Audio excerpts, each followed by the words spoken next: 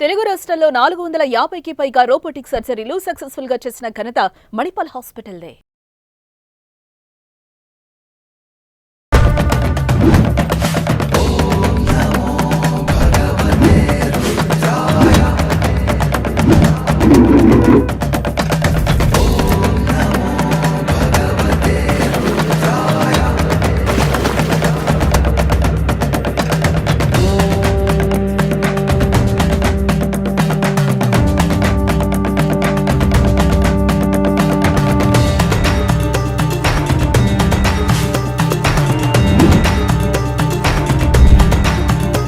కాశీలో సుమన్ టీవీ ప్రేక్షకులకి నమస్తే.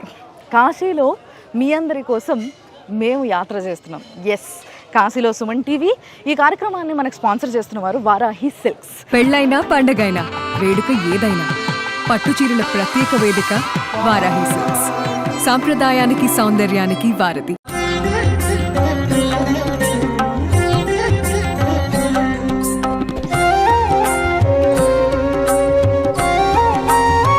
ఘాట్ తర్వాత రీవా ఘాట్ అని ఒక ఘాట్ ఉంది. ఆ ఘాట్ తర్వాత తులసి ఘాట్ అని ఉంది. ఈ తులసి ఘాట్ యొక్క చరిత్ర మొత్తం కూడా ఇక్కడ రాయడం జరిగింది. తులసీదాస్ గారు రెగ్యులర్గా కాశీకి వచ్చి ఇదే స్థలంలో కూర్చొని ఆయన ఎప్పుడూ ధ్యానం చేసుకునేటోడు. అట్లా కూర్చొని ధ్యానం చేస్తున్న సమయంలో పుట్టిన ఆలోచననే రామ్ మానస్ చరిత్ర రాయడం. అందుకోసమే ఆయన పేరు మీద ఈ ఘాట్ని కట్టడం జరిగింది. ఇంకొకటి ఏంటంటే, ఈ ఘాట్ కట్టడానికన్నా ముందు కొన్ని విషయాలు చెప్పుకోవాలి. ఏంటి అని అంటే, ఈ ఘాట్లోనే కొంచెం మీదికి ఒక 4 మెట్లు ఎక్కితే ఆంజనేయ స్వామి టెంపుల్ ఉంది. ఆ ఘాట్కి వెనకాల వైపు ప్యారలర్గా లోలార్క్ టెంపుల్ అని అంటారు. అది ఆదిత్యుడి గుడి, అంటే సూర్యనారాయణుడి గుడి అన్నమాట. లోలార్క్ ఆదిత్యుడి టెంపుల్ ఏంది అని అంటే, యాక్చువల్గా కాశీలో 12 ఆదిత్యుల గుళ్ళు ఉన్నాయి. 12 ఆదిత్యుల గుళ్ళల్లో ఒక్కొక్క ఆదిత్యుడికి ఒక్కొక్క నెల ఒక శక్తి వస్తుంది. ఆ శక్తిలో భాగంగా లోలార్క్ ఆదిత్యుడికి ఈ నవంబర్ నెలలోనే శక్తి వస్తుంది. కాబట్టి మీరు ఈసారి కాశీకి వచ్చినప్పుడు 12 ఆదిత్యుల గుళ్ళల్లో మీరు వచ్చిన నెలలో ఏ ఆదిత్యుడికి బలం వస్తుందో తెలుసుకొని తప్పకుండా ఆదిత్యుడి గుడికి వెళ్తే మీ జాతకంలో రవి గట్టిపడుతుంది. రవి గట్టిపడడం అంటే సూర్య బలం గట్టిపడ్డప్పుడు మీ గురు బలం గట్టిపడుతుంది కదా, అదనమాట. తులసీదాస్ అనే ఈ వ్యక్తి గుర్తుగా ఆదిత్య బల్దేవ్ దాస్ బిర్లా అనేటాయన ఈ ఘాట్ని కట్టేయడం జరిగింది 1941లో. ఈ కట్టేయడం ఒకటే ముఖ్యం కాదు, ఆ కట్టించిన కన్స్ట్రక్షన్ ఎలాంటిది అనేది కూడా చాలా ముఖ్యం. నా వెనకాల చూడండి, మెట్ల పైన కూడా ఒక మంచి డిజైన్ ఉంది. ఇదంతా కూడా రాళ్లతోని కట్టింది.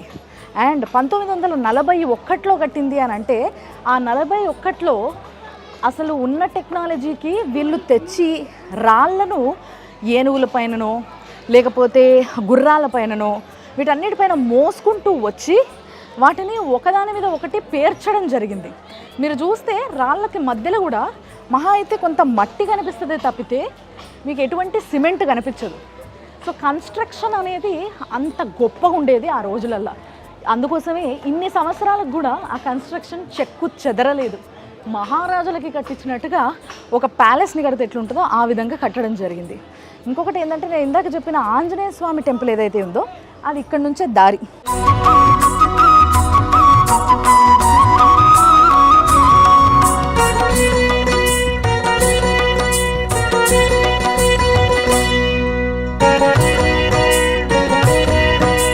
నిజంగా మెట్లు మోకాల పర్వతాల ఇక్కడనే ఉన్నాయి.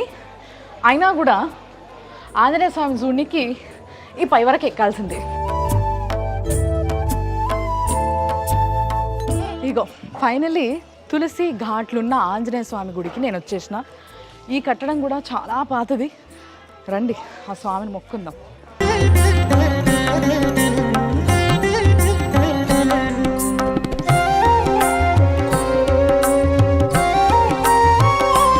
ఇది రావి చెట్టు, చాలా పాత రావి చెట్టు. ఎంత పెద్ద ఉందో చూడండి. అసలు గుడి ఎంత పెద్ద ఉందో అంత పెద్దగా విస్తరించుకొని ఉంది.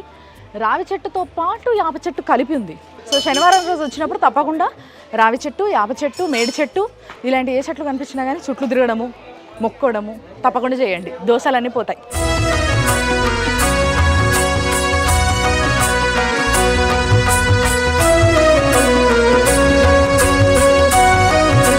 ఎంత పాత గుళ్ళో అసలు నిజంగా వెనకాల కూడా అన్ని లింగాలు ఉన్నాయి, ప్రతి గుళ్ళో ఒక లింగం. ఇక్కడ అడుగడుగు ఈశ్వరుడు ఉన్నాడు అని చెప్పడానికి ఇలాంటివి ఎన్నో ఎగ్జాంపుల్స్ ఉన్నాయి. మొత్తం గల్లీలు తిరిగితే గల్లీలో కూడా ఒక 1 కిలోమీటర్ గల్లీలో తిరిగింది అనుకోండి, ఫర్ ఎగ్జాంపుల్ 15 నుంచి 20 చిన్న చిన్న బుజ్జి ఇలాంటి శివుడు గుళ్ళు చూడొచ్చు మీరు.